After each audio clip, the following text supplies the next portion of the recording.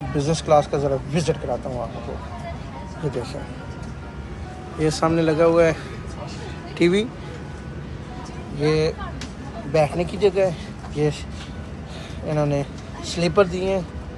ये देखें, ये सोने की सीट लंबी हो जाती है।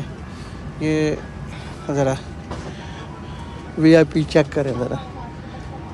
इसके बाद ये इसका रिमोट कंट्रोल है, और ये इसका चीज़ें रखने के लिए कि आप छोटी मोटी कोई चीज़ रख सकते हैं। ये देखें, ये देखें, और ये चाइना का VIP बिज़नेस क्लास हमारे मुल्क में है। लाला बिज़नेस क्लास। ओके।